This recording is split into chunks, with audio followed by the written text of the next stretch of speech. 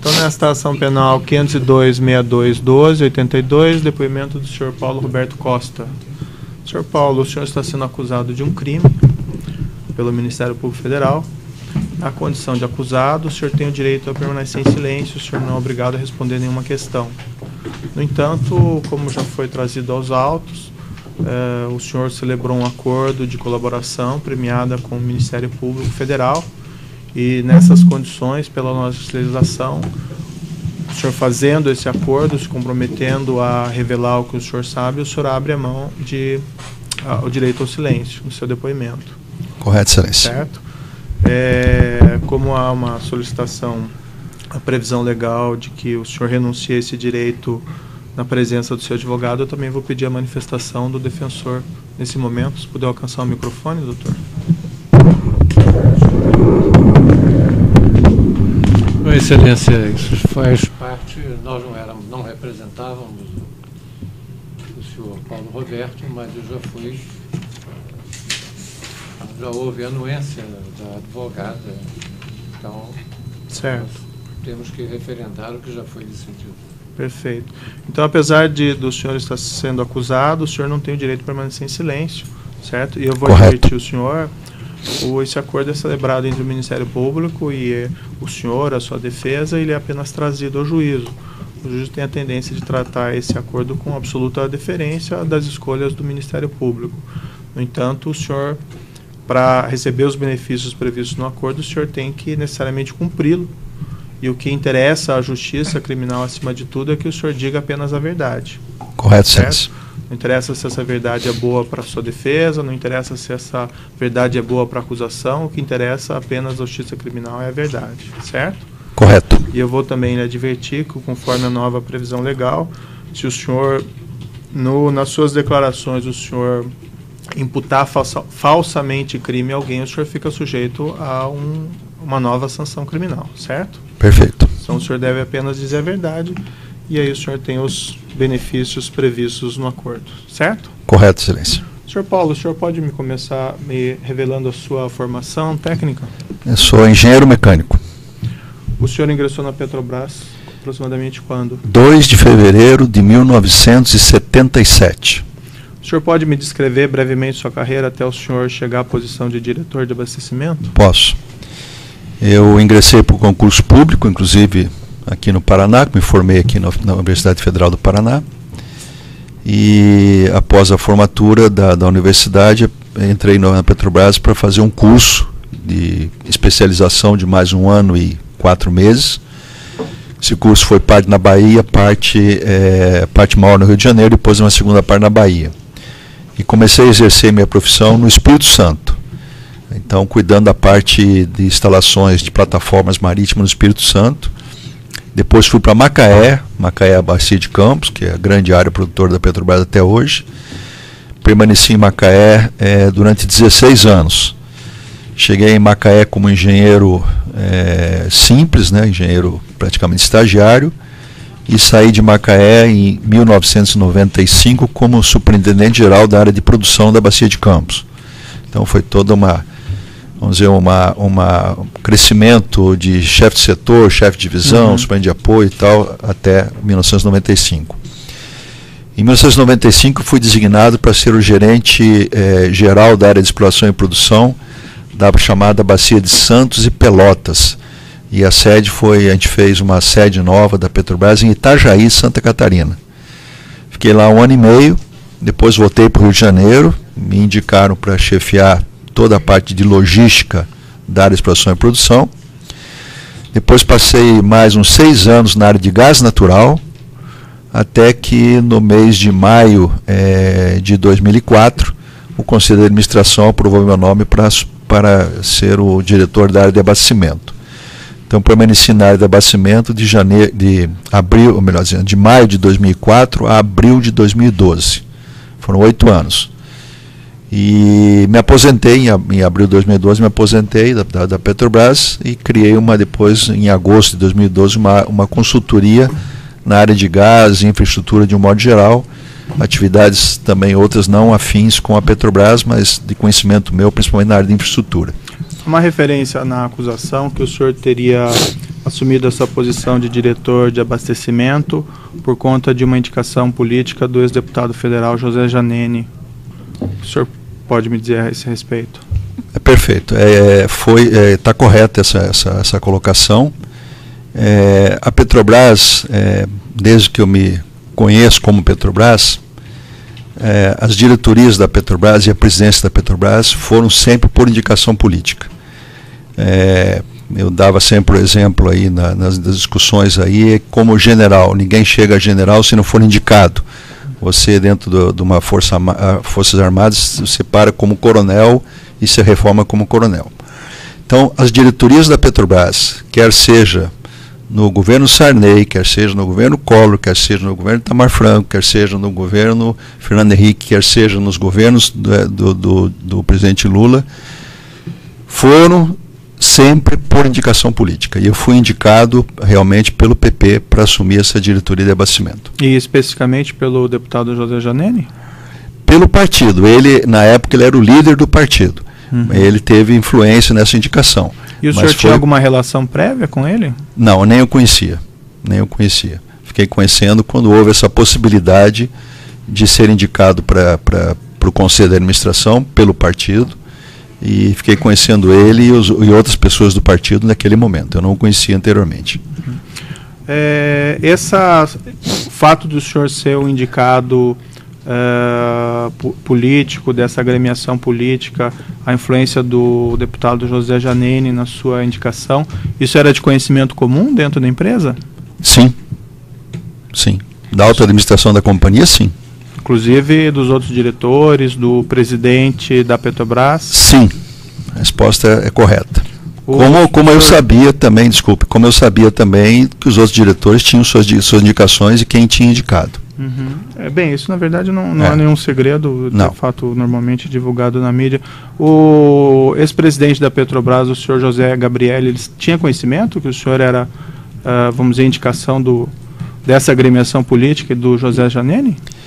Quando eu entrei na diretoria da Petrobras, o presidente era o José Dutra. Certo. Não era o Gabrielli. O Gabrielli só assumiu a presidência da companhia em 2005. Então, quando eu entrei em 2004, era o José Eduardo Dutra, o presidente da Petrobras. E ele sabia, como também depois o presidente Gabrielli também sabia. Não era desconhecimento deles, não. Certo. Esse processo aqui em particular diz respeito a supostos desvios ocorridos de valores da Petrobras através de empresas contratadas pela Petrobras. Antes só de lhe indagar a esse respeito, eu vou fazer o seguinte alerta: esse processo nós não estamos tratando de autoridades com foro privilegiado, porque essas autoridades estão sujeitas à competência do Supremo Tribunal Federal. Então, nas suas respostas, eu vou pedir ao senhor que o senhor não decline nome de autoridades sujeitas ao foro do Supremo Tribunal Federal. Perfeito. Certo? O senhor pode se referir a agentes políticos, agentes públicos, mas não vamos nomeá-los por uma questão aí de respeito ao Supremo Tribunal Federal. Evidentemente, isso vai vir a público no momento adequado, segundo as decisões do Supremo Tribunal Federal. Perfeito. Certo? Sobre esquemas narrados aqui pelo Ministério Público de desvios de recursos da Petrobras através dessas empresas por ela contratados, o que o senhor pode me relatar? Muito bem. Na realidade, o que acontecia dentro da Petrobras, principalmente mais a partir de 2006 para frente, é um processo de cartelização. O que significa isso? As grandes empresas do Brasil, e são poucas grandes empresas, que têm condição de fazer uma refinaria, que têm condição de fazer uma plataforma, que têm condição de fazer um navio de processo, que tem condição de fazer uma hidroelétrica com o Belo Monte, Santo Antônio e outras tantas lá no norte do país, que tem condição de fazer uma usina como Angra 3, são pouquíssimas. E essas empresas, não só no âmbito da Petrobras, mas no âmbito, de modo geral, nas grandes obras do país, quer seja ferrovias, hidrovias, portos, aeroportos, o Brasil fica restrito a essas poucas empresas. Essas empresas, então, no âmbito específico da área de abastecimento, as obras, 2004, 2005, nós tivemos pouquíssimas obras, porque o orçamento era muito restrito e também não tinha projeto. Então, as obras na área de abastecimento praticamente começaram a partir de 2006. né, 2006 que começaram as obras, e as refinarias novas, no caso específico a primeira que vai ficar pronta agora em novembro desse ano, que é a refinaria Abreu e Lima lá em Pernambuco, a parte de terraplanagem dela começou em 2007. Então, vamos dizer, teve um período aí de pouquíssima realização financeira de contratos por não ter nem orçamento nem projeto.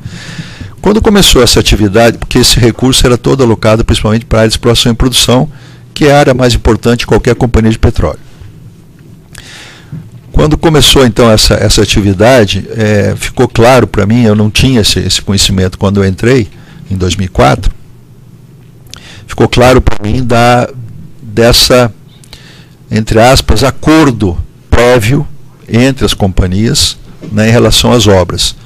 Ou seja, existia, claramente isso me foi dito por algumas empresas, pelos seus presidentes das companhias, de forma muito clara, que havia uma escolha de obras dentro da Petrobras e fora da Petrobras. Então, por exemplo, usina hidrelétrica de tal lugar. Nesse momento, qual a empresa que está mais disponível a fazer? Uhum. E essa cartelização, obviamente, que resulta num delta preço excedente, né? Na área de petróleo e gás, essas empresas, normalmente, entre os custos indiretos e o seu lucro, né, o chamado BDI, elas normalmente colocam algo entre 10% a 20%. Então, dependendo da obra, do risco da obra, da condição, né, do projeto, em torno de 10% a 20% para esse BDI. O que acontecia especificamente nas obras da Petrobras? Por hipótese, o BDI era 15%, então se colocava normalmente, em média 3% a mais. E esses 3% eram alocados a agentes políticos. Mas para eu entender, então, as empresas, elas previamente definiam, então, elas tinham condições por esse acerto prévio de definir a proposta de preço que elas iam apresentar? Sim. E nisso elas já embutiam, vamos dizer, na prática, o preço que elas quisessem? Normalmente, como falei, o BDI na faixa de 10% a 20% e normalmente, em média, 3% de ajuste político. A Petrobras, em paralelo, a área de engenharia que conduz as licitações da Petrobras, então, todas as licitações da área de abastecimento de grande porte são conduzidas por outra diretoria, que não era a diretoria de abastecimento, que é a diretoria de serviço. Ela presta esse serviço para a área de abastecimento, como presta também para a área de exploração e produção, e às vezes para a área internacional e para a área de gás natural. Então existe uma diretoria que faz essa atividade. O que ela faz nessa atividade? Ela pega o cadastro da Petrobras, escolhe as empresas que vão participar do processo licitatório, faz a licitação, então é nomeada uma comissão de licitação, a coordenação da comissão de licitação é dessa diretoria, então ela faz a licitação. Tem uma outra equipe nessa mesma diretoria que faz o chamado orçamento básico. Então, em cima do projeto que foi verificado, a Petrobras faz um valor inicial que ela acha que é viável fazer aquela obra, o orçamento básico, que a gente chama. E esse orçamento básico, a Petrobras considera valores razoáveis se a obra estimada a R$1 bilhão, por exemplo, a Petrobras é razoável um acima até 20% e um valor abaixo até mais 20%, menos 15%, nessa média. Uhum. Então são valores que a Petrobras acha razoável. Então, normalmente, se a empresa deu 25%, normalmente esse contrato não vai ser executado com esse valor. Então chama-se essa empresa que deu 25% é o valor melhor que tem, chama essa empresa para tentar reduzir para 20% ou menos. Então, vamos dizer, essa é a diretoria que faz também essa parte de orçamento. Sim. Fez o orçamento, fez a licitação, abre o preço para todas as empresas ao mesmo tempo, e ali define-se, então, vamos dizer, o primeiro colocado, segundo colocado, terceiro colocado, não quer dizer que define o ganhador naquele momento. Porque se o preço estiver muito acima ou muito abaixo, pode ser que quem deu o preço muito abaixo ou muito acima não vai ganhar aquela licitação. Uhum. Então é dessa maneira que funciona. Mas esses 3%, então, em cima desse preço, iam para a distribuição para agentes públicos, isso? Perfeito. Mas e como foi definido esse 3%, esse repasse? Foi algo que precedeu a sua ida para lá ou surgiu no decorrer? Possivelmente já acontecia antes de eu ir para lá. Possivelmente já acontecia antes, porque essas empresas já trabalham para a Petrobras há muito tempo, né? E como eu mencionei anteriormente, as indicações de diretoria da Petrobras, desde que me conheço como Petrobras, sempre foram indicações políticas. Na minha área, os 2 primeiros anos, 2004 e 2005, praticamente a gente não teve obras muito de pouco valor, porque não tinha orçamento, não tinha projeto. Quando começou a ter os projetos para obras realmente de maior porte, principalmente inicialmente na área de qualidade dos derivados, qualidade da gasolina, qualidade do diesel, que foi feito em praticamente todas as refinarias, grandes obras com esse intuito, me foi colocado lá pelas empresas, né, e também pelo partido, que dessa média de 3%, o que fosse diretoria de abastecimento, 1% seria repassado para o PP. E os 2% restantes ficariam para o PP, dentro da diretoria que prestava esse tipo de serviço, que era a diretoria de serviço. Certo. Isso foi me dito com toda clareza. Mas isso em cima de todo o contrato que celebrado pela Petrobras? Não. Em cima desses contratos dessas empresas do cartel. Do cartel. Tem várias empresas que prestam serviço para a Petrobras que não estão no cartel. Então, são empresas de médio e pequeno porte que não têm participação nenhuma no cartel. Esse cartel são as principais empresas, talvez umas 10 empresas aí que participam desse processo.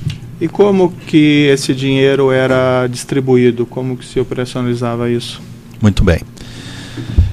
O que era para direcionamento do PP, praticamente até 2008, início de 2008, quem conduzia isso diretamente a esse processo era o deputado Jair Janene. Ele era o responsável por essa atividade. De 2008 ele começou a ficar doente e tal, e veio a falecer em 2010. De 2008, a partir do momento que ele ficou, vamos dizer, com a saúde mais prejudicada, esse trabalho passou a ser executado pelo Alberto Youssef. Em relação ao PP. Certo. E o senhor tem conhecimento, vamos dizer, como funcionava, como esse dinheiro chegava ao senhor Alberto Youssef, os caminhos exatos que esse dinheiro tomava? O meu contato, Excelência, sempre foi a nível de presidente e diretor das empresas. Eu não tinha contato com o pessoal, vamos dizer, de operação, de execução. Então, assinava o contrato, passava-se algum tempo, porque depois de assinado o contrato, a primeira medição que a Petrobras faz de serviço é 30 dias, executa o serviço, a Petrobras mede e paga 30 dias depois. Então, normalmente, entre o prazo de execução e o prazo final de pagamento, tem um gap aí de 60 dias. Então, normalmente, após esses 60 dias, é que era possível, então, executar esses pagamentos. Então, o deputado Jair Janene, na época, ex-deputado, porque em 2008 ele não era mais deputado, ele mantinha o contato com essas empresas, né, com o pessoal também, não só a nível de diretoria e presidência, mas também mais pessoal operacional, e esses valores então eram repassados para ele e depois, mais na frente, para o Alberto Youssef. Agora, dentro das empresas tinha o pessoal que operacionalizava isso. Esse pessoal eu não tinha contato, não fazia contato, não tinha conhecimento desse pessoal. Então, o que acontecia? Vamos dizer, o Alberto Janene fazia esse contato e esse dinheiro, então, ia para essa distribuição política através deles. Agora... O senhor não se encarregava dessa parte da distribuição política? Nunca fiz isso. E os diretores também da Petrobras também recebiam parcela desses valores? Olha, em relação à diretoria de serviços, né, todos sabiam que tinha um percentual desses contratos da área de abastecimento, dos 3%, 2% eram para atender ao PT, através da diretoria de serviços. Outras diretorias, como Gás e Energia e como Exploração e Produção, também eram PT. Então, se tinha PT na diretoria de Exploração e Produção, PT na diretoria de Gás e Energia e PT na área de serviços. Então, o comentário que pautava lá dentro da companhia é que, nesse caso, os 3% ficavam diretamente para o PT. Não tinha participação do PP, porque eram diretorias indicadas tanto para a execução do serviço quanto para o negócio, PT com PT. Uhum. Então, o que rezava dentro da companhia é que esse valor seria integral para o PT. A diretoria internacional tinha indicação do PMDB. Então, tinha também recursos que eram repassados para o PMDB, na diretoria internacional. Certo, mas a pergunta que eu fiz especificamente é se os diretores, por exemplo, o senhor recebia parte desses valores? Sim. Então, o que normalmente, em valores médios, acontecia? Do 1%, que era para o PP, em média, obviamente que dependendo do contrato podia ser um pouco mais, um pouco menos, 60% ia para o partido, né? 20% era para despesas, às vezes nota fiscal, despesa para envio, etc, etc. São todos valores médios, pode ter alteração nesses valores. E 20% restante era repassado 70% para mim e 30% para o Janene ou o Alberto Youssef. E como é que o senhor recebia a sua parcela? Eu recebia em espécie, normalmente na minha casa, ou no shopping, ou no escritório, depois que eu abri a companhia minha lá de consultoria. Como que o senhor, quem entregava esses valores para o senhor? Normalmente, o Alberto Youssef ou o Janene. E na parcela pertinente não a esse 1%, o senhor sabe quem fazia essa distribuição? Quem era também o senhor Alberto Youssef? Eu não sei se ele fazia diretamente ou tinha alguém que fazia para ele. Essa informação eu não tenho. Eu não sei lhe informar. Não, estou dizendo, isso o senhor está mencionando do 1% que cabia, segundo o senhor, ao PP. Isso. Perfeito. E para as outras agremiações políticas, o senhor sabe quem eram os distribuidores? Dentro do PT, a ligação que o diretor do PT tinha, de serviço tinha, era com o tesoureiro na época do PT, o senhor João Vacari. A ligação era diretamente com ele. No PMDB, né, da diretoria internacional, o nome que fazia essa articulação toda chama-se Fernando Soares. É o conhecido também como Fernando Baiano, é isso? Perfeito. Isso acontecia também em relação a empresas ligadas à Petrobras, subsidiárias? Bom, ligados à Petrobras tem a BR, que eu não tenho conhecimento de nenhuma atividade lá, e tem a Transpetro. A Transpetro tem alguns casos de repasse para políticos, sim. A Transpetro. O senhor, por exemplo, da Transpetro, que o senhor disse que o senhor conhece mais, o senhor chegou a receber também vantagem, recebi propina em decorrência desses contratos da Transpetro? Recebi uma parcela da Transpetro, recebi. O senhor pode ser mais Recebi, específico? Se eu não me engano, foram R$500 mil. Quem pagou o senhor? O presidente da Transpetro, o Sérgio Machado. Isso foi aproximadamente quando? As datas, talvez eu tenha dificuldade um pouco aqui de lembrar, que são muitas datas, mas se eu não me engano, alguma coisa talvez como 2009, 2010, acho eu por aí. Mas o senhor recebeu em uma única oportunidade? Na Transpetro, sim, numa única oportunidade. E o senhor sabe me dizer o motivo, por que ele foi pago? Sei, foi devido à contratação de alguns navios, e essa contratação depois ela tinha que passar pela diretoria de abastecimento. Então foi devido a essa contratação de navios pela Transpetro. E esse valor ele foi entregue diretamente pelo senhor Sérgio Machado? Foi entregue diretamente por ele no apartamento dele no Rio de Janeiro. O senhor mencionou que o senhor deixou a Petrobras em 2012, isso? Em abril de 2012. Mas o senhor continuou a receber valores decorrentes desse, vamos dizer, esquema? Tinha algumas pendências de recebimento a partir da minha saída da Petrobras, a partir de abril de 2002, tinha algumas pendências, e foram feitos alguns contratos com a empresa Mídia Consultoria, que eu abri em agosto, esses contratos, agosto de 2012, esses contratos foram feitos no ano de 2013, e eu recebi algumas pendências ainda através de contratos, vamos dizer, de prestação de serviço com essas empresas. Sim, a resposta é sim. Esses contratos, então, teriam sido feitos para, vamos dizer, ter uma justificativa para os repasses à sua empresa e ao senhor? Perfeito. Mas esses valores eram relativos aos valores que lhe eram devidos anteriormente? Perfeitamente. Decorrentes desse esquema que o senhor mencionou, isso, dos 3%, isso. do 1%. Em cima do 1%, né? Certo. Perfeito. E há uma referência na denúncia a um veículo que o senhor Alberto Youssef teria adquirido para o senhor pode me esclarecer? Posso. Essa era uma pendência também que ainda tinha de recursos para receber do Alberto Youssef, e ele achou conveniente naquele momento repassar esse recurso através da compra desse veículo. Foi repasse de dívida do Alberto Youssef para comigo. Mas dívida decorrente daquele 1% que o senhor mencionou anteriormente. Perfeitamente. Esses valores que eram pagos pelas empreiteiras, pelo que eu entendi, então eram pagos diretamente pelas empreiteiras para a remuneração desses agentes públicos. Vamos dizer, passavam pelos intermediadores, mas não era um dinheiro que passava para a Petrobras e a Petrobras... Não. Passava direto vamos dizer, das empresas, através de pessoas para os agentes. Não tinha nada, não passava nada pela Petrobras. Que empresas que participavam desse cartel que o senhor mencionou? Odebrecht, Camargo Correia, Andrade Gutierrez, IESA, Engevix, Mendes Júnior, UTC.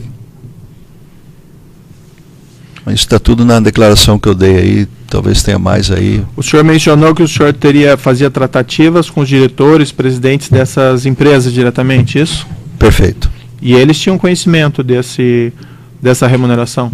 Sim. Por exemplo, da Camargo Correia, com quem o senhor tratava? Camargo Correia tratava-se com o Eduardo Leite. A OAS também participava desse... A OAS também participava. Com quem que o senhor tratava? Léo Pinheiro. A UTC? Ricardo Pessoa. Na Odebrecht? Rogério Araújo e Márcio Faria. Queiroz Galvão também participava? E Delfonso Colares. Queiroz Galvão participava. E Delfonso Colares. Uma empresa consta como depositante em contas do senhor Alberto Youssef, Toyo Cetal? Sim, Júlio Camargo. Toyo Cetal também participava do processo, cartelização. Galvão Engenharia também? Galvão Engenharia, Ayrton participava. Andrade Gutierrez? Andrade Gutierrez participava também. Inicialmente eu não lembro o nome da pessoa anteriormente, depois foi Paulo Dalmaso. A IESA o senhor mencionou agora? IESA também participava. Lembra o nome da pessoa? Eu não estou lembrando o nome agora da pessoa. Está no depoimento aí do Ministério Público, mas agora eu não estou lembrando o nome da pessoa. E a Engevix? Gerson Almada. O senhor mencionou de passagem, mas para ficar claro, o senhor ocupava a diretoria de abastecimento. Perfeito. Vamos dizer, essa cartelização e esse pagamento desses 3% também era algo que existia nas outras diretorias? Sim. Perfeito. O senhor tem conhecimento se outros diretores, como o senhor, também recebiam valores?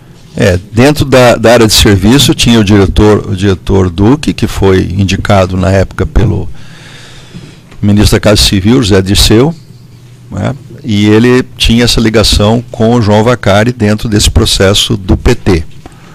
Dentro da diretoria internacional era o Nestor Severo, que foi indicado por um político e tinha uma ligação muito forte com o PMDB. Mas o senhor sabe se, por exemplo, o senhor Nestor Severo e o senhor Renato Duque, eles pessoalmente também recebiam valores? Bom, era conversar dentro da companhia e isso era claro que sim. Sim. A resposta é sim. Então esses 3% existiam nessas 3 diretorias, pelo menos? Correto. O processo há uma referência a diversos depósitos que teriam sido feitos por essas empreiteiras em contas supostamente controladas pelo o senhor Alberto Youssef. O senhor, na época dos fatos, o senhor tinha conhecimento desse procedimento? Não. A empresa, por exemplo, depositava numa conta controlada pelo senhor Alberto Youssef? Não, porque o que, vamos dizer, o processo, como se processava isso, eu não tinha conhecimento. Esse processo, como é que o Alberto Youssef trabalhava isso, eu não tinha conhecimento.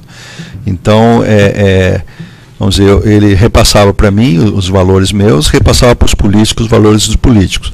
Mas eu não tenho detalhes dessa operacionalização. Aí só ele realmente que pode detalhar isso. Os valores que constam especificamente nessa denúncia, que são os depósitos efetuados pela essa empresa Sanco Sider, nessas contas MO Consultoria e GDF Investimentos, o senhor tinha conhecimento ao tempo dos fatos? Como é que eu conheci a empresa Sanco Sider? Como eu falei, me aposentei em abril de 2012 e por volta de novembro ou dezembro de 2012, numa reunião em São Paulo, na sede da GFD Investimentos aí, com o Alberto Youssef, ele me apresentou o seu Márcio Bonilho, que eu não conhecia quando trabalhava na Petrobras. Quando foi, desculpe? Novembro ou dezembro de 2012. Eu me aposentei em abril de 2012. Ele me apresentou o seu Márcio Bonilho nessa época. E qual o objetivo dessa apresentação? Como eu tinha criado uma empresa de consultoria e eu mantinha relação com várias outras empresas, não só na atividade de petróleo, porque o que a Sanco Sider fornece serve para fábrica de papel, para uma siderurgia, para qualquer tipo de empresa, que são tubos e conexões de modo geral. E aí o objetivo então do seu Márcio Bonilho era fechou um contrato comigo, existe um contrato fechado com a Costa Global, que se fosse, vamos dizer, se eu conseguisse novos clientes, eu teria uma participação, um percentual de 5%, que é de praxe em consultoria esse valor, sobre a venda que fosse realizada. E ele estava dentro do próprio contrato, eu teria um pagamento de R$10 mil mensais para poder operacionalizar esse trabalho todo, conversar com as pessoas, viajar, etc. Esse contrato foi assinado ou em dezembro ou em janeiro de 2013 e teve, eu acho que 3 ou 4 faturas pagas pelo seu Márcio Bonilho, então em torno de 30 ou 40 mil reais, e depois ele me ligou dizendo: Paulo, eu estou com dificuldade financeira de caixa, não vou poder conseguir o contrato. Mas se você tiver algum cliente que tenha sucesso, os 5% continua válido, eu não tenho mais como te pagar os R$10 mil mensais, mas os 5% continua válido. Mas eu não consegui, naquele momento, nenhum cliente se interessou naquele tipo de compra para ele apresentar uma proposta, que seria a apresentação de proposta. Então eu não tive sucesso em apresentar nenhum cliente a ele. Mas nessa reunião, a primeira pergunta que eu fiz para ele, para o Márcio, foi o seguinte: Márcio, para qualquer cliente Petrobras, se você não tiver seu cadastro na companhia efetuado, você não vai ser nem chamado. Você tem cadastro? Ele falou: não, eu tenho cadastro. Segunda pergunta: você já fornece para alguém das empresas que trabalham para a Petrobras? Ele falou: já forneço para Camargo Correia. Eu falei: não, então se fornece para Camargo Correia já é um sinal verde que você pode também fornecer para outras empresas. Mas eu não tenho conhecimento de depósitos e detalhamento de pagamentos da Sanco Sider para GFD ou MO, eu não tenho conhecimento. Mas fiquei conhecendo então o senhor Márcio Bonilho em novembro ou dezembro de 2012, no escritório do Alberto Youssef.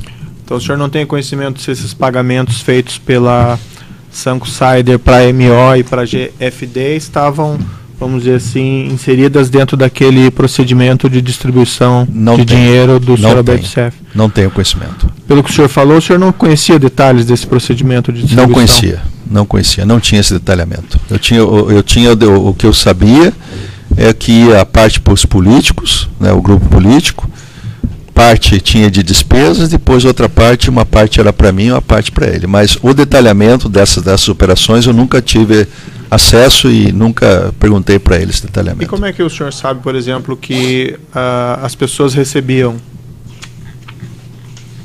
Quais pessoas? Esses políticos, por exemplo, esses agentes públicos, que eles recebiam a parcela deles. Como é que o senhor tinha conhecimento sobre isso? Nós tínhamos reuniões com uma certa periodicidade com esse grupo político, né? E essa periodicidade, então, se comentava: recebemos isso, recebemos aquilo, etc. Na minha agenda, que foi apreendida na minha residência, tem uma tabela que foi detalhada junto ao Ministério Público, e essa tabela revela vários valores de agentes políticos de vários partidos que foram relativos à eleição de 2010. Essa tabela eu copiei no escritório do Alberto numa reunião que eu tive lá com ele. O senhor celebrou esse acordo com o Ministério Público, já foi juntado aos autos, e o senhor faz referência a algum patrimônio?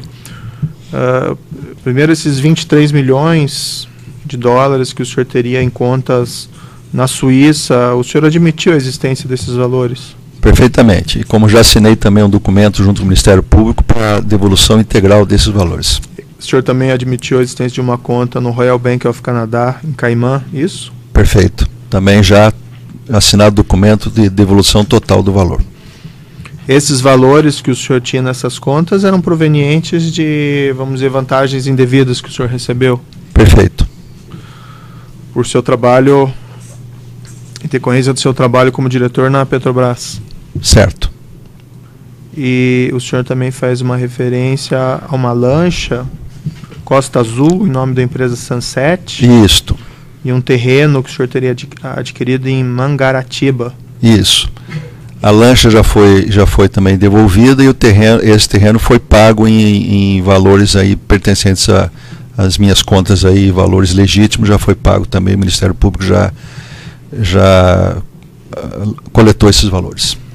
Mas esse patrimônio o senhor adquiriu então com produto dessas vantagens devidas que o senhor recebeu? Esses dois patrimônios, sim.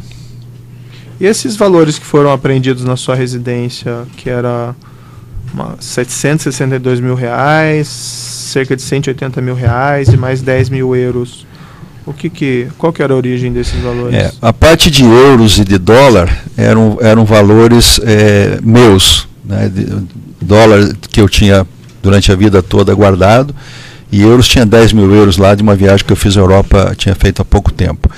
Os outros eram 700 e poucos mil reais, eram valores não corretos.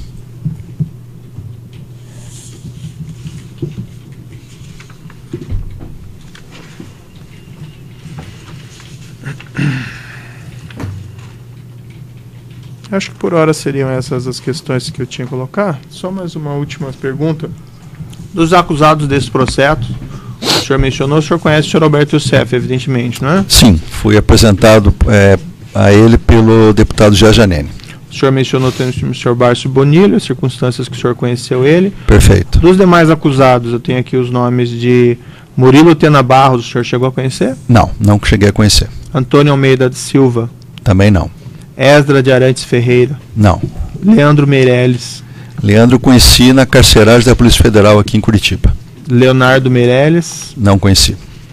Senhor Pedro Argésio Agora Júnior? eu tenho dúvida quem que estava na carceragem, quero... Não, mas na carceragem... Um dos Meirelles que eu conheci. Não tem relevância. Estou perguntando na época dos fatos, Não, né? não. Pedro Argésio Júnior? Não conheci. E Valdomiro Oliveira? Também não. Certo. Então, eu vou passar as perguntas do Ministério Público e, eventualmente, ao final, eu faço mais algum questionamento. Perfeito.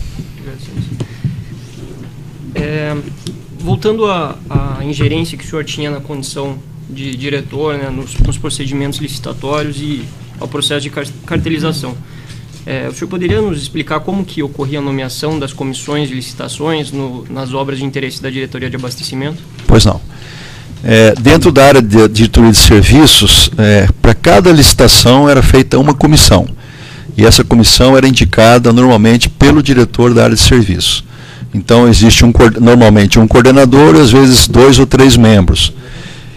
E para as obras de refinaria, normalmente tinha um membro que era da diretoria de abastecimento, mas não era indicação minha, aí era o grupo técnico que participava. Eu nunca indiquei nenhum membro para a comissão. Mas dentro de uma comissão dessa, quem manda na comissão é o coordenador. Então a posição do coordenador é que realmente prevalece. Mas as comissões todas eram indicadas pela diretoria de serviço. E o senhor tinha, a partir do processo de cartelização mencionado pelo senhor, o senhor, em algumas oportunidades, o senhor incluía ou pedia para incluir empresas na comissão ou para excluir empresas do certame?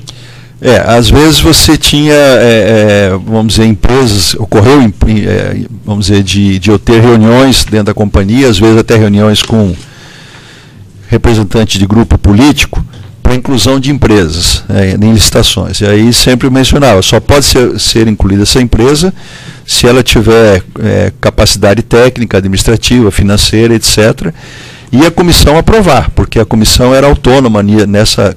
Claro que uma solicitação de um diretor da Petrobras pesava, mas a comissão podia chegar à conclusão que essa empresa não podia entrar naquele certame licitatório. Então, às vezes, a gente teve esse pedido de colocação de empresas, como também de empresas de menor porte, como nós tivemos uma fase, Vossa Excelência, que nós começamos a colocar empresas de menor porte para poder quebrar um pouco esse cartel. Parece até um pouco de demagogia falar isso, mas é verdade, foi feito isso. E essas empresas de menor porte, então, tivemos muita dificuldade para incluí-las. E numa dessas reuniões que eu tive com as empresas do cartel, isso já mencionei anteriormente, a palavra que me falaram foi essa: você vai quebrar caro, porque essas empresas não vão dar conta do trabalho que tá sendo colocado a elas. E realmente algumas empresas faliram. Algumas dessas empresas faliram, não deram conta, outras foram para frente, mas houveram alguns casos de solicitação minha para inclusão de empresas fora do cartel e em empresas para aumentar a concorrência. A resposta é sim. Então, para que a empresa do cartel, a empresa combinada, pudesse vencer o certame, era imprescindível que só participassem daquele certame as pessoas do cartel, seria isso? Agora, às vezes, participaram empresas que não eram do cartel e ganharam a licitação. Isso deixava as empresas do cartel muito zangadas, né? Mas ocorreu esses fatos de ter empresas que ganharam a licitação que não eram do cartel. Isso aconteceu. Tem vários casos desses. O senhor falou da margem de referência dos contratos, que seria entre menos 15% e mais 20% do valor levantado pela Petrobras. As empresas tinham conhecimento de antemão sobre esse valor de referência, a partir do senhor, a partir do Alberto Youssef? Não tinham, porque a comissão que fazia o orçamento básico era uma comissão direta à área de serviços, e todas as informações que eu tenho, essa comissão, esse grupo era muito fechado e muito correto. Eu nunca tive nenhuma referência de ter vazamento de informações. E mesmo qualquer diretor da Petrobras ou o presidente da Petrobras, se solicitasse essa comissão a ter o preço antecipado, a resposta não ia ser positiva, porque eles não iam dar. E isso seria até depois dentro da companhia comentado e ia gerar um desgaste interno dentro da companhia. Então essa comissão tinha autonomia para fazer o orçamento era feito e era trancado lá a 7 chaves dentro da área da comissão. Agora, as fontes de referência, né, para fazer o que a Petrobras usa, ou fazer que as empresas usam, praticamente é a mesma. Quanto que custa o metro cúbico de concreto colocado em tal lugar, quanto que custa a tonelada de tubo de 10 polegadas, quanto que custa válvulas de X polegadas, de 150 libras, 300 libras, 600 libras. Então, a referência praticamente é a mesma. O que a Petrobras nunca teve e não tem condição de saber é praticamente o BDI, quanto que a empresa vai ter seus custos indiretos, qual é a margem que ela quer para aquele contrato. Aí isso é contrato a contrato. Então a Petrobras estima esse valor. Mas a referência de levantamento de dados é praticamente a mesma, seja a Petrobras ou seja qualquer empresa que vai fazer uma obra para a Petrobras. Então, a empresa que for selecionada pelo cartel para vencer um determinado certame, é possível mencionar que ela arbitrava o seu preço próximo aos mais 20%, via de regra, e as outras com valores um pouco superiores? Se fizer um levantamento completo na Petrobras, dos últimos 10 anos, tem muita variação nisso, porque em alguns contratos o orçamento era muito exíguo, muito curto o orçamento. Então você pode encontrar valores na faixa de 10%, às vezes até valores menores que 10%. Dependendo também do mercado, da situação de mercado. Se as empresas estavam com pouco serviço naquele momento, elas baixavam até o seu lucro para poder não ficar parada. Vamos dizer, acabou uma grande obra aqui no terminal local. Ocorreu uma licitação aqui, nesse momento, numa outra obra. Se ela não alocar esse pessoal, ela vai ter que dispensar esse pessoal todo. Então, ocorreram muitas vezes da empresa até reduzir o seu ganho para não ficar parada. Mas, vamos dizer, se falar valores médios, possivelmente fique na faixa de 15% para cima, possivelmente. Mas ele teria que ser solicitado para a Petrobras um histórico disso, eu não tenho como afirmar aqui com exatidão. O senhor mencionou de também uma etapa quando a empresa fornecia um preço superior a 20% de uma etapa de renegociação. Perfeito. Nessa etapa de renegociação participavam as outras empresas que ofereceram um preço um pouco maior do que... Não. Apenas aquela empresa. Então, a melhor proposta foi 22% a mais que o orçamento básico. Então, o que a empresa normalmente faz? Chama aquela empresa que deu os 22% e tenta negociar a exaustão para reduzir aquele valor para 18%, 15%, alguma coisa nesse sentido. Mas chama uma empresa só, a que deu o menor valor. Se ela chega à conclusão que não pode abaixar nada dos 22%, várias licitações da Petrobras foram canceladas e abre um novo processo licitatório. Claro que tem problema isso, porque no mínimo quase 4, 6 meses à frente você vai perder de prazo no projeto. Mas já ocorreram vários fatos nessa linha. E em relação aos aditivos contratuais, uma vez já adjudicado o objeto do certame, existia esse repasse de 1%, que o senhor mencionou, 3%, na verdade, também em relação aos aditivos? Sim. A Petrobras ela tinha duas escolhas para fazer em relação aos projetos. Concluir o projeto todo, e isso ia demorar muito tempo, ou entregar o projeto básico para as companhias para executarem depois do detalhamento. Normalmente a Petrobras entrega o projeto básico, a empresa detalha. Então você não tem, às vezes, exatidão do projeto completo quando se faz a licitação. Se você prevê naquele contrato, por exemplo, gastar 10 mil metros cúbicos de concreto e se gastou 15 mil, vai ter que ter um aditivo de 5 mil metros cúbicos de concreto a mais, medido e a ser pago. E isso tudo, então, o valor do contrato sobe. Então, eu dei o exemplo do concreto, mas vale para qualquer outro item de uma planilha de preço de um contrato desse. E lembrar que um contrato desse são milhares de itens. Então, a resposta é sim. E esses repasses em aditivos também eram operacionalizados pelo Janene e pelo Alberto Youssef? O que fosse do PP, sim. Especificamente sobre o consórcio nacional Camargo Corrêa e a obra da refinaria de Abreu e Lima, o senhor pode mencionar que a construtora Camargo Corrêa participou desse cartel e efetuou esses repasses? Sim. Sim. Nós temos aqui uma planilha que foi apreendida no escritório, relacionando contratos da Costa Global. Ela está nos autos 50, 14, 901, 92, 2014, 404, 7000, evento 42 e o anexo 8. Ela menciona um contrato que teria sido firmado entre a Costa Global e a consultora Comércio Camargo Corrêa no valor de R$100 mil mensais por 30 meses. Esse contrato, especificamente, ele foi um contrato que visou o recebimento de propinas pelo senhor após a saída da diretoria de abastecimento? Sim. Com exceção de uma consultoria que eu prestei a Camargo Corrêa, que eu avaliei alguma coisa como R$100 mil, o restante, a resposta é sim. Existe também um outro contrato que relaciona a consultora Camargo Corrêa, de número 10 dessa planilha, que foi celebrado um pouco antes, no valor de R$6 mil por 12 meses. Seria esse que o senhor se refere? Não, fora teve este de consultoria, que é um valor muito pequeno, mas daquele de 3 milhões, aproximadamente 100 milhões foi... 100 milhões. De 3 milhões, aproximadamente 100 mil foi trabalho realizado.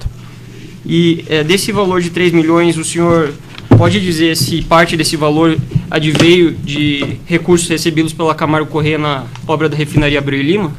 Eu não posso garantir que seja só Abreu e Lima, porque a Camargo Corrêa prestou serviço a várias outras obras da Petrobras. Eu não tenho como dar essa resposta, porque essa informação eu não tenho. Vou reformular ela, então. O senhor, esse cálculo do percentual que era devido ao senhor depois da saída da diretoria de abastecimento, ele foi efetuado de acordo com as obras que ainda estavam em andamento, seria isso? Vamos pegar o exemplo específico aí da Camargo Corrêa. A Camargo Corrêa estava executando o serviço dentro da refinaria Abreu e Lima.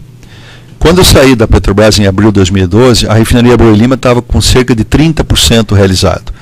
70% foi realizado depois da minha saída de lá. Obviamente que após eu sair da Petrobras, ninguém mais, ou não houve mais aporte nenhum para mim, no futuro, vamos dizer, de abril de 2012 para frente, em relação a coisas que estavam sendo realizadas daquela data para frente. Esses depósitos são coisas que foram realizadas para trás.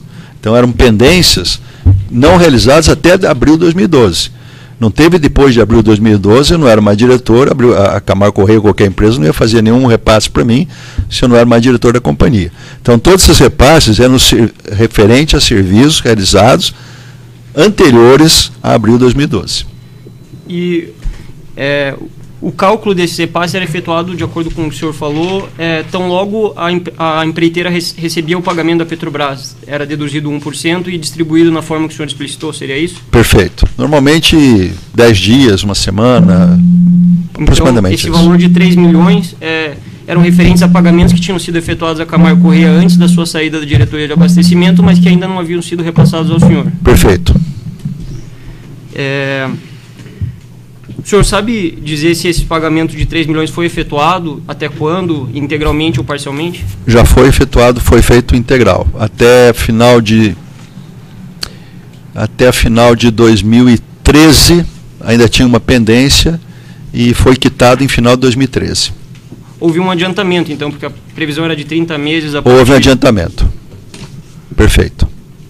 Sobre o cartel, as empresas cartelizadas que o senhor mencionou também reuniões periódicas. O senhor participava dessas reuniões? Não. Nunca participei. O Alberto Youssef, o senhor tem conhecimento se ele participava dessas reuniões? Acredito que não. Não tenho conhecimento que ele participava, mas acredito que não participava.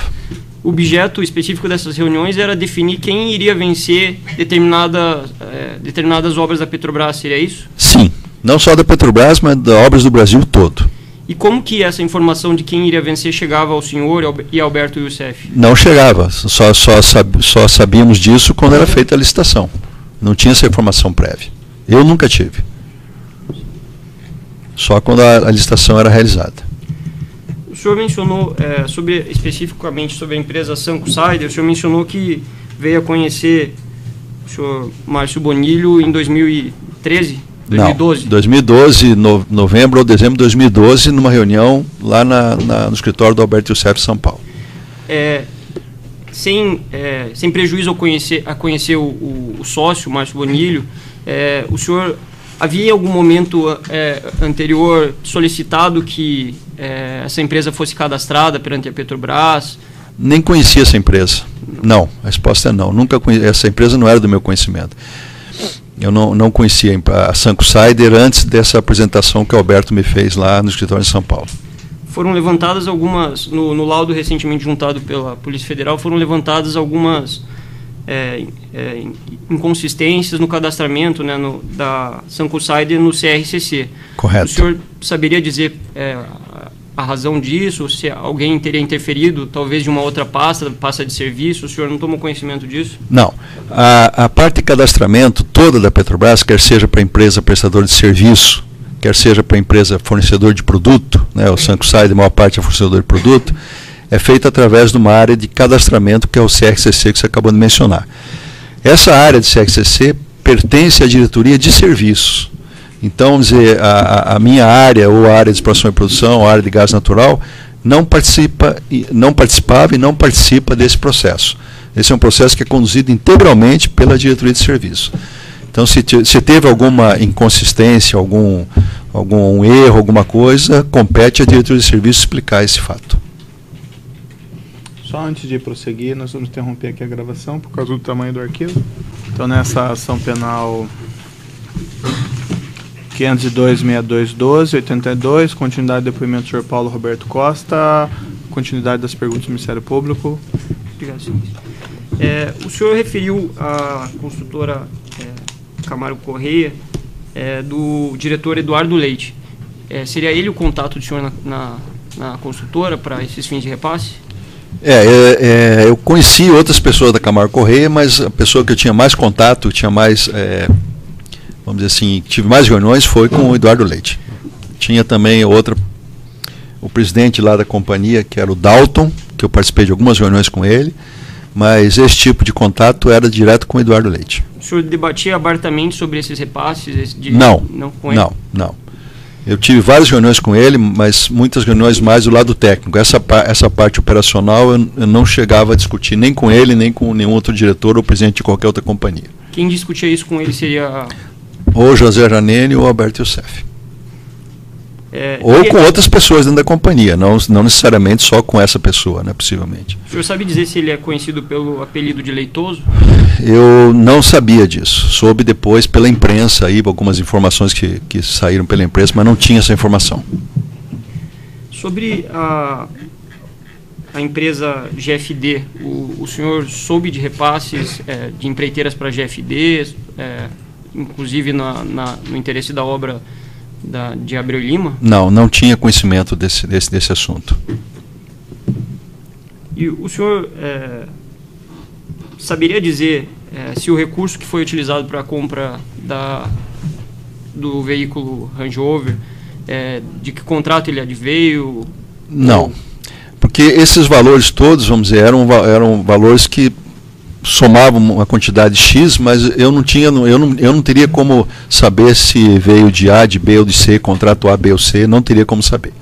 Eu não sei responder essa pergunta. O senhor sabe como ele foi adquirido? Se diretamente pelo Alberto Youssef, por intermediários, em dinheiro, depósito? Também não sei, porque o meu contato foi só com o Alberto nesse processo. Eu não tive mais contato com ninguém, a não ser com o Alberto e com o gerente lá da agência. Eu não tive contato com nenhuma outra pessoa a respeito desse tema. Tem alguma indagação? Daí só no microfone. Senhor Paulo, em relação ao senhor ocupou a função de conselheiro presidente do Conselho de Administração também da companhia, da Abreu e Lima? Sim. Cabia o senhor fazendo como presidente do Conselho de Administração? Na realidade, a refinaria Abreu e Lima S.A., ela foi criada visando a possibilidade da PDVSA entrar dentro da refinaria. Então foi criada uma empresa chamada Refinaria Abreu e Lima S.A., onde a PDVSA teria condição de participar até 40% desse empreendimento. Nós tivemos N reuniões com a PDVSA no Brasil, na Venezuela, a nível de governo, né, na época presidente Lula, presidente Chaves, depois presidente Dilma, etc. E nunca se viabilizou a entrada da PDVSA na refinaria. Tanto que depois que eu saí da companhia, acho que um ano, talvez um pouco mais de um ano atrás, a Petrobras incorporou essa refinaria dentro dos ativos da Petrobras, descartou de vez a possibilidade da PDVSA participar. Então esse conselho da Abreu e Lima, na realidade, era um conselho formal, porque era pela legislação, teria que ter esse conselho. Mas todos os contratos da Abreu e Lima foram aprovados na diretoria da Petrobras. Então, fazia o formalismo da Abreu e Lima, desse aí, processo legal, que era Abreu e Lima S.A., uma S.A., mas como a PDVSA não entrou, então todo o processo era aprovado na diretoria da holding, da Petrobras. Entendi. E em relação aos contratos de Abreu e Lima, cabia ao senhor a fiscalização dos aspectos técnicos dos projetos? Não. Como é que funciona o que eu vou mencionar agora? Vale tanto para a área de refino, como vale para a área de gás e energia, quanto vale para a área de exploração e produção. Essas áreas, abastecimento, exploração e produção e gás e energia, são chamadas na indústria área de negócios, áreas fins, melhor dizendo, da companhia, né? E tem as áreas intermediárias ou área de suporte. A área de serviço é uma área de suporte. Então, por exemplo, projetos. Quer seja de uma refinaria, quer seja de uma plataforma, quem faz o projeto básico da Petrobras é o Centro de Pesquisa da Petrobras, o CEMPES, fica na Leroy Fundão, lá no Rio de Janeiro. O CEMPES era ligado à área de serviço. Quem faz a contratação desses projetos todos é a área de serviço, tanto para a área de exploração e produção, quanto a área de refino, a área de gás e energia, etc. As áreas fins, elas têm orçamento. Então, o orçamento é aprovado pelo Conselho de Administração, que no ano de 2014 a área de abastecimento tem X bilhões para gastar, a área de IP tem Y e assim por diante. As áreas fins contratam a área de serviço para prestar esse serviço de contratação, de fiscalização da obra. Então, os fiscais da obra não são da área de abastecimento, não são da área de exploração e produção, são da área de serviço. Até entrega chave na mão. Então, a área de serviço entrega, faz o projeto, faz a execução da licitação, executa a obra, chave na mão. Então, é dessa maneira que a Petrobras funciona. Mas qual que era a atribuição da sua diretoria, do seu cargo, em relação a esse contrato especificamente, objetivamente? O que era a refinaria Abreu e Lima? O que eu participava? Primeiro, Obviamente que tinha técnico meu que acompanhava o projeto, né? Embora fosse feito no SEMPS, os técnicos acompanhavam o projeto. Na licitação, possivelmente tinha um membro da comissão de licitação que era da área de abastecimento. Na fiscalização, a fiscalização era da área de serviço, que fazia a medição e fazia o pagamento e fazia o aditivo. Mas o meu pessoal acompanhava por quê? Porque o orçamento era meu. Entendi. Então, o acompanhamento que nós tínhamos era em relação à parte orçamentária. Muito orçamentária. Em relação a propriamente a MO Consultoria, o senhor falou que não tinha conhecimento da empresa. Não.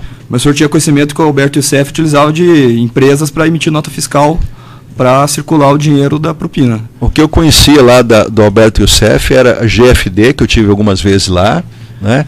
E sabia que ele tinha uma rede de hotéis, hotel em Londrina, hotel em Aparecida do Norte, hotel lá na Bahia, e sabia que tinha também participação numa empresa de turismo que era a Marsans. Mas esse detalhamento de como ele fazia as operações, ele nunca me falou e eu nunca perguntei para ele. Sabia que tinha um valor para notas fiscais, o senhor mencionou. Não, sim. Que é para isso, mais ou menos, para pagar. Imaginava isso, mas eu não tinha conhecimento. Como operacionalizava, não. A função operacional cabia ao Alberto Youssef. Correto, correto. Eu não tinha conhecimento de detalhamento dessa operação. Em relação a um documento apreendido em sua residência, inclusive mencionado a denúncia, tem uma planilha que consta a rúbrica entrada, primo, entre outras coisas. Queria que o senhor desse uma olhada.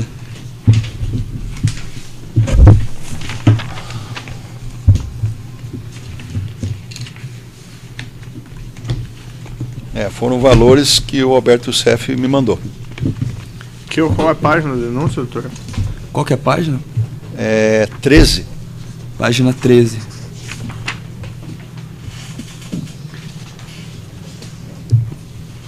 Esses valores, quando o senhor ainda era da Petrobras, né? Isso aí antes de 2000. Não, está aqui, 17 de 12 já tinha saído. Eu saí da Petrobras no mês de abril de 12. Eram valores atrasados, seria? Valores atrasados. Tá. Pode me passar. Em relação à folha 14 da denúncia, é mencionada aqui uma outra planilha apreendida na sua agenda, que tem o nome das empreiteiras, né? Queria que o senhor desse uma olhada e me explicasse.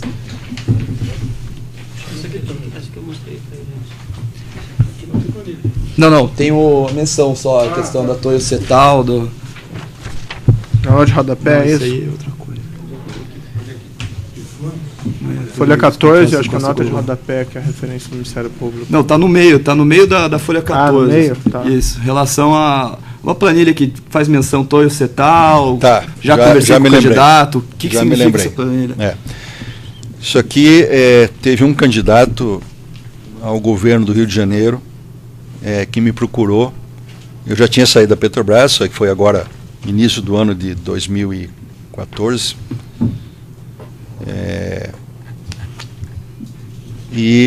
O objetivo é que eu preparasse para ele um programa de governo na área de energia e infraestrutura de um modo geral. E eu participei de, acho que umas 3 reuniões com esse candidato, lá do Rio de Janeiro, como outras pessoas também participaram, e foi listada uma série de empresas que podiam contribuir com a campanha para o cargo político que ele estava concorrendo.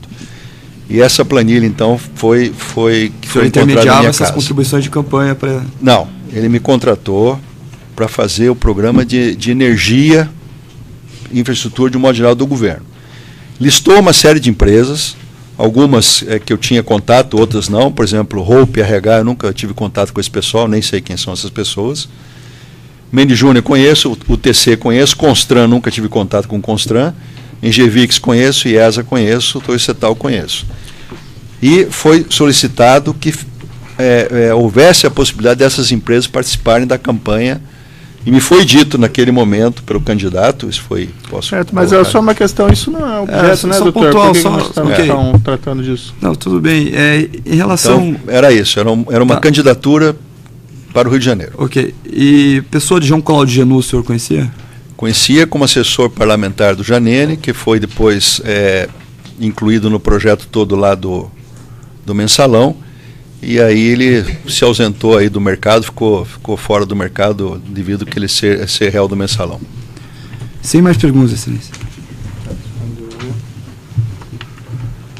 Defesa do senhor Paulo quer fazer perguntas primeiro ou quer falar no final, doutor? No final. Então, dos outros presentes na mesa, tem perguntas?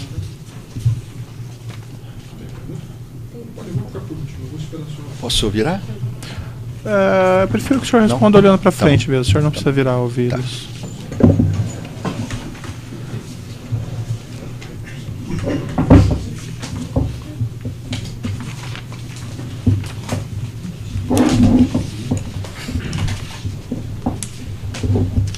Pela defesa dos réus, Leonardo Meirelles, Leandro Meirelles, Esdra Arantes e Pedro Argés Júnior. Quando o senhor foi guindado a essa função de diretor da Petrobras, o senhor foi guindado por suas competências técnicas ou porque já se sabia que o senhor estava propenso a participar, eventualmente, de corrupção dentro da empresa? O Conselho de Administração da Petrobras, ela examina a sua competência técnica, e eu, nos 27 anos de companhia, antes de exercer a diretoria de abastecimento, todos os cargos que eu exerci dentro da companhia foram especificamente por competência técnica. Então, eu fui principal gerente da maior unidade de produção da Bacia de Campos, né, de 1990 a 95, por exclusiva competência técnica. Como eu mencionei aqui, para chegar à diretoria da Petrobras não basta competência técnica. Se não tiver a indicação política, não chega. Então, o objetivo sempre do Conselho é olhar a capacidade técnica e a indicação política que dá suporte àquela indicação. Antes de o senhor ser convidado para ocupar essa diretoria, houve um contato prévio com o senhor por parte de algum político, sem relatar evidentemente o nome? Sim, dos políticos do PP, sim. E eles, de alguma forma, lhe disseram que o senhor precisava contribuir com o partido, ou eles simplesmente lhe disseram que o senhor assumiu uma diretoria e fazer um trabalho sério, honesto? O objetivo foi dito que, obviamente, que o partido tinha interesses. Eu mencionei, desde que eu analise e veja que é possível ter essa participação, sim. Se eu achar que não, não. Mas é óbvio que nenhum partido indicou nenhum diretor da Petrobras só pela capacitação técnica dele. E já existia, antes do senhor assumir essa diretoria, um histórico de outras diretorias que participavam nessa divisão de valores? Eu não sei se ficou claro isso. Eu não posso te confirmar, porque antes de que eu assumi a diretoria em abril de 2004, eu não posso te confirmar, porque antes eu não participava da diretoria, eu não tenho como eu responder a sua pergunta. Na sua colaboração premiada, o senhor relatou todas as eventuais contas fora do país na qual o senhor depositava recursos que recebia por meio das propinas? Todas. Tem alguma pessoa que não seja diretamente ligada à sua família ou ao senhor que tenha sido relacionada? Não. O senhor conhece um cidadão chamado Lúcio Bolonha Funado? Não. Estou satisfeito. Vou pedir para declinarem sempre a defesa do acusado específico. Pela defesa de Valdomiro de Oliveira, tudo bem, senhor Paulo Roberto? Tudo bem. Essa denúncia aqui do processo qual o senhor é acusado, ela narra uma movimentação financeira entre as empresas supostamente controladas pelo Alberto Youssef, que serviriam para, em tese, lavar dinheiro fruto de corrupção e peculato nas obras da refinaria Abreu e Lima. Pelo que o senhor disse hoje no seu depoimento, é correto afirmar que essa movimentação, na verdade, era necessária para que se efetivasse esses 3% que o senhor comentou que já era previamente agendado? Eu acredito que sim. Então, essa movimentação toda era para poder concretizar os 3%, sendo 1% para PT, 2% para PT. Só que eu não tenho detalhamento de como é que se processava isso em termos do 2% do PT. Esse detalhamento eu não tenho. Mas o senhor sabe que a movimentação toda tinha uma finalidade específica de concretizar esse valor que era previamente agendado? Sim. É correto dizer que não haveria início de obras no caso da refinaria Abreu e Lima se não houvesse esse ajuste prévio dos 3%?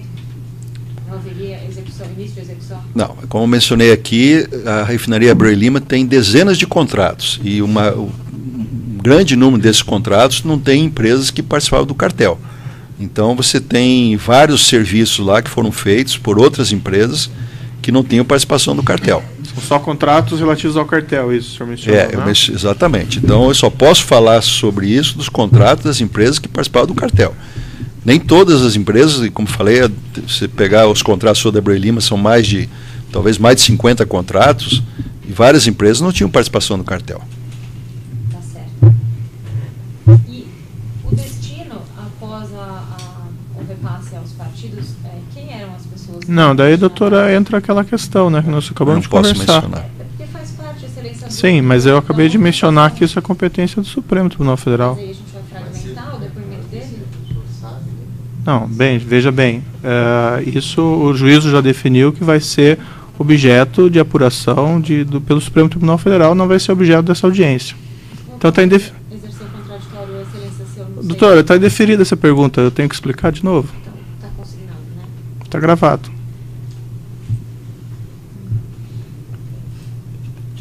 Desses repasses que o senhor recebia após ter saído da Petrobras, algum valor que o senhor recebeu, o senhor repassou a algum político? Não. Nada. Satisfação. Outros da mesa têm perguntas? Pelo réu Márcio Bonito. Daí, doutor, só no microfone daí, por gentileza, tem que se aproximar da mesa.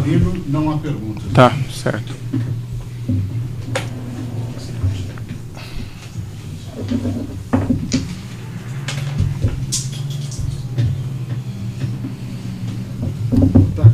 Boa tarde. Paulo, tem umas perguntas pelo Alberto Chefe. Pois não. Vou iniciar, depois meu colega vai complementar. Se o senhor puder esclarecer, essa denúncia trata especificamente de uma questão, ela inicia dizendo aqui que havia um grupo que se organizou para praticar crimes na Petrobras, ou seja, superfaturamento de obras. Então, você bem objetivo em relação à denúncia. Primeiro, com relação ao Alberto Chefe, o senhor disse que ele começou a participar a partir do ano de 2008. Isso. 2008. Eu não conheci ele um pouco antes, mas até o início de 2008, o José Janene que comandava o processo. Ou seja, o Alberto Chefe, então, esse processo vamos dizer assim, um acerto entre as empreiteiras e a Petrobras, não iniciou com o Alberto Chefe. Ele não teve poder nenhum para iniciar esse processo. Mas esse processo foi iniciado pelo Zé Janene. Pelo Zé Janene. Tá? O Alberto Chefe tinha a função exclusivamente de operacionalizar a entrega dos valores? Se detalhar só qual era a função dele. Muito bem. Fechava-se um contrato, né, de uma empresa de cartel. Tinha essa relação de 1% para o PP. A empresa era a empresa X. Então o Alberto Youssef ia lá conversar com algumas pessoas dessa empresa, não posso precisar se é a nível de diretor ou de presidente ou um gerente financeiro, isso eu não tenho como te precisar. Ele conversava com essa pessoa e fazia então essa operacionalização para o repasse para os agentes políticos. Ou seja, após já estar definido, não foi ele quem definiu o contrato e não era quem definiu o percentual também que se estabelecia de propina aos agentes públicos. Não, o agente público já tinha dentro do 1% definido que era 60%. 60%. Ok. Então, as indicações dentro dessas empreiteiras partiam de quem? Não entendi essa pergunta, desculpa. Eu vou reformular. O senhor disse que ele procurava pessoas nas empreiteiras para conversar para pegar o dinheiro, não é isso? Correto. Quem que indicava essas pessoas das empreiteiras para o Alberto? Procure fulano que ele vai fazer isso. Como é que era feito esse mecanismo? Isso eu não sei. Não sabe? Não sei o que lhe dizer. Possivelmente através de um diretor que tinha contato, e aí esse diretor não executava diretamente esse processo, ele indicava alguém para executar o processo. Mas esse detalhamento, eu não acredito que seja político que tenha sido feito, que se faria isso. Eu acho que alguém dentro da empresa.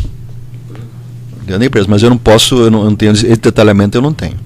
As As empresas sabiam que esse dinheiro que estava sendo pago também ia para agente público. Sim. Eles tinham convicção de que esse dinheiro ia financiar políticos e campanhas políticas. Certamente. Sim, a resposta é sim.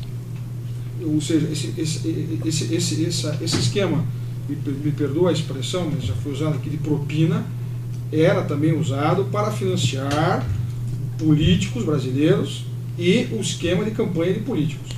A resposta é sim. Em 2010, o senhor disse que esse esquema financiou campanhas políticas. Sim. Várias campanhas?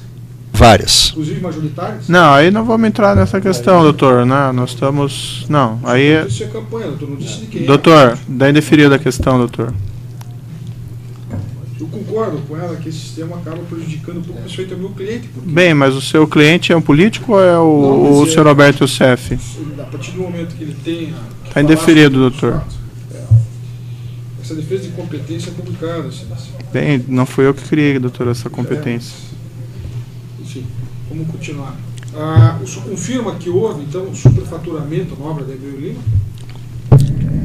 Eu confirmo que, além do BDI, né, que as empresas colocam, são seus custos indiretos mais o seu lucro, essas do cartel, vou repetir de novo aqui, não são todas as empresas, são empresas do cartel, colocaram em média esse percentual a mais para poder atender interesses políticos. O senhor Roberto Youssef, tido como um doleiro nos autos aqui, ele abriu alguma conta para o senhor ou só entregava os valores? Só entregar os valores. Alguma vez ele participou de alguma manobra que fizesse ocultar o seu dinheiro? Não. Nunca fez isso? Não. Só a função dele era pegar o dinheiro e entregar? Era. Mero repasse? Era. Então, essas contas que estão lá fora não foi ele que abriu? Não. Certo. Eu estou satisfeito, senhor. A defesa do próprio acusado tem questões? Doutor, tem questões? Uma colocação sua? Não, sem perguntas. Eu posso fazer mais, né? Só fazer um esclarecimento,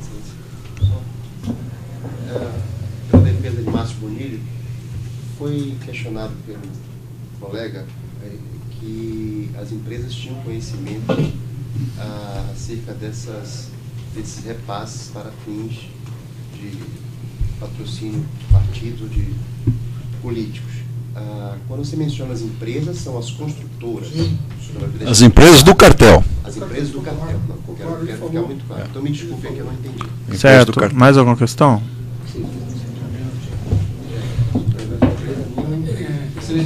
Eu queria saber do interrogado se os editais de licitações eram dirigidos especificamente a algumas construtoras, se eram os funcionários das construtoras que montavam os editais das concorrências. Não, quem faz isso é a Petrobras. Então a diretoria de serviço, através da comissão de licitação, ia no cadastro, escolhia as empresas de acordo com a complexidade da obra, de acordo com o valor da obra aproximado, que já se tinha ideia, etc. Separava as empresas. Então quem fazia tudo isso era a comissão de licitação interna da companhia, da Petrobras. Uns esclarecimentos adicionais do juízo. O senhor mencionou esse pagamento desses 3% por esse cartel de empresas, mas qual que era a motivação desse pagamento? O que elas ganhavam? Por que elas faziam esses pagamentos? Essas empresas, Excelência, eles tinham interesses não só dentro da Petrobras, mas em vários outros órgãos de governo, né? Vários órgãos de governo, a nível de ministérios ou a nível de secretarias, etc., composta por elemento dos partidos. Então, vamos dizer, se ela deixasse de contribuir com determinado partido naquele momento, isso ia refletir em outras obras a nível de governo que os partidos não iam olhar isso com muito bons olhos. Então, vamos dizer, esse seria um interesse mútuo dos partidos, dos políticos e das empresas, porque não visava só a Petrobras, visava hidrovias, ferrovias, rodovias, hidrelétricas, etc, etc. Mas também teria por alguma motivação, vamos dizer, impedir que a Petrobras quebrasse esse cartel, tomasse alguma providência em relação a isso? A Petrobras até que tentou, mas o número de empresas grandes no Brasil é muito pequeno. Uhum. Né? Então, vamos dizer, como eu falei, eu coloquei em algumas licitações, algumas empresas de menor porte, fui taxado naquele momento lá de doido por alguma dessas empresas do cartel, que eu ia quebrar minha cara, essa foi a palavra que foi usada, eu ia quebrar minha cara. porque as empresas não iam dar conta do serviço. Em algumas realmente faliram, várias empresas faliram, como Santa Bárbara, como a IT, como Tenace, empresas quebraram nos contratos com a Petrobras. Outras foram para frente. Né? Então, vamos dizer, agora não tinha interesse nenhum dessas empresas abrir para outras empresas, porque iam perder, vamos dizer, um nicho de mercado que elas já tinham na mão deles. Né? E se essas empresas não concordassem em pagar essa vantagem, esses valores, tinha alguma consequência? Bom, alguma delas alguma vez, vamos dizer, se recusou a fazer esse pagamento? Nunca.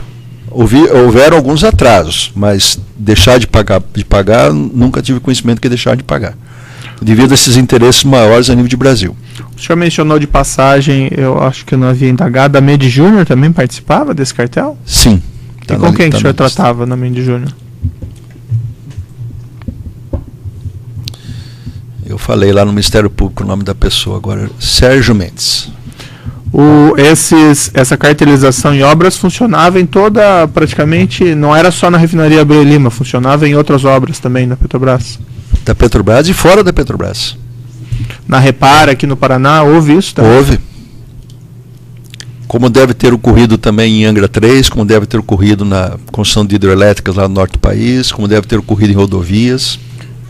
Pelo que eu entendi, o senhor recebia, vamos dizer, a vantagem que vinha para o senhor fazia parte de um pacote maior. O senhor não sabia especificamente, eu estou recebendo isso por conta da Abreu Lima, ou estou recebendo por causa da Repar? Não, esse controle eu não tinha esse controle? Não tinha, nunca tive. E o senhor sabe se o senhor Roberto Seff tinha esse controle? Acredito que sim. E o Janene possivelmente sim. O senhor gostaria de falar algo ao final do seu depoimento? Ainda? Algum esclarecimento, alguma questão? O senhor não esclareceu qual a consequência que haveria para as empreiteiras se elas não pagassem, não explicou. Acho que explicou, né, doutor?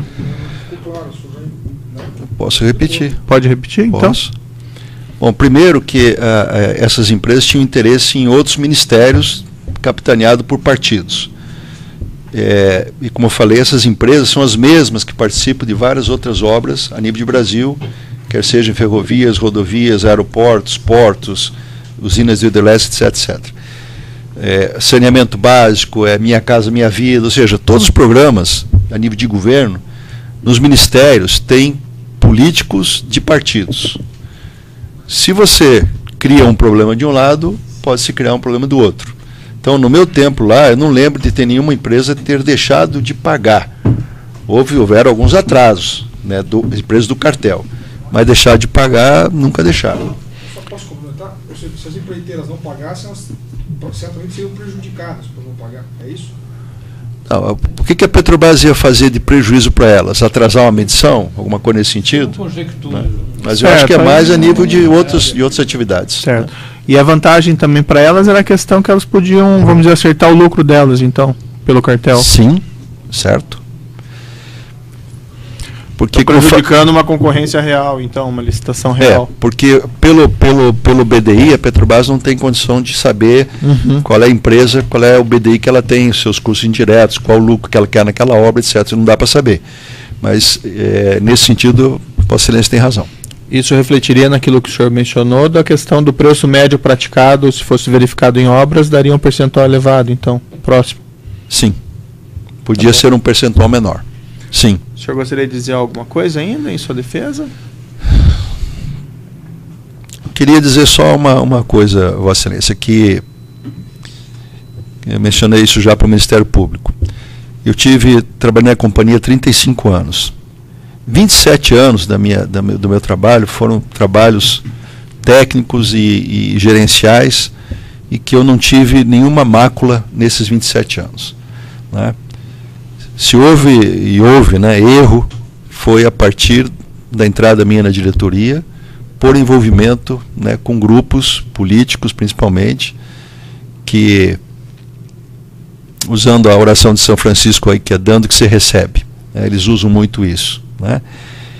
Então, esse movimento político que tinha, depois que eu saí não posso mais falar, mas que tinha em toda a diretoria da Petrobras, é uma mácula dentro da companhia, que eu acho que esse processo todo que nós estamos discutindo aqui é um processo que vai visar melhorar esse país.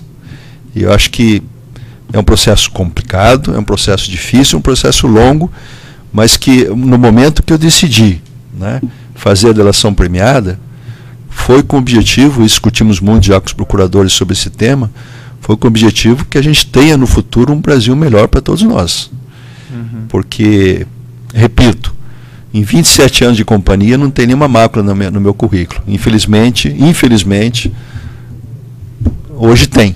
E eu espero que seja superado aí, que o Brasil consiga superar com essa ajuda que eu estou dando e que todos os outros vão dando, e principalmente vocês que têm competência e autoridade para melhorar esse país. Só uma questão adicional, se permite, senhor. Se era em todos os critérios, era em todas as licitações das empresas cartelizadas, tinha esse repasse ou era só em alguma? Acho que já foi mencionado, né? Em todo o contrato já foi mencionado, então não tem necessidade. Pode ter algum contrato que talvez o valor não seja 3%, seja 2% ou 1%. Certo, mas já foi respondido, tudo, aí não tem. Tudo. Bem, então eu declaro encerrado o depoimento do senhor Paulo Roberto Costa, e assim, também deixando claro que esse processo visa apurar crimes praticados contra a Petrobras, né? A Petrobras, em princípio, seria vítima desse processo. Então não existe aí qualquer... Vamos dizer, a intenção realmente é trazer a verdade e tirar dela as consequências que forem cabíveis, certo? Então pode interromper.